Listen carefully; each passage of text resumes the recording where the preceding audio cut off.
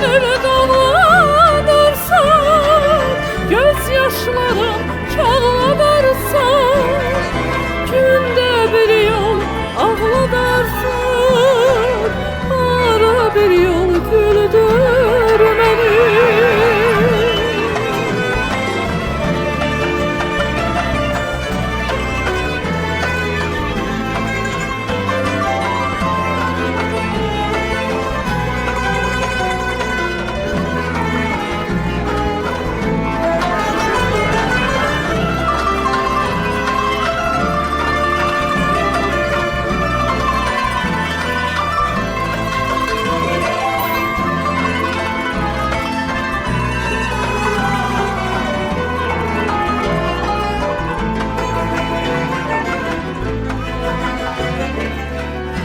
Gecelerdir, gündüzlerdir, dilimde yodulu sözlerdir.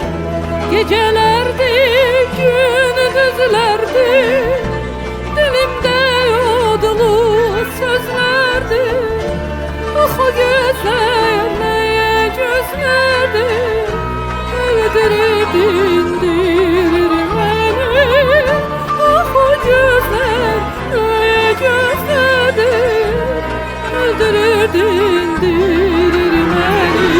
Niçin könül dağladarsa, gözyaşlarım çağladarsa, günde bir yol ağladarsa, bana bir yol güldür beni. Niçin könül dağladarsa, gözyaşlarım çağladarsa, günde bir yol ağladarsın, ara bir yol güldür beni.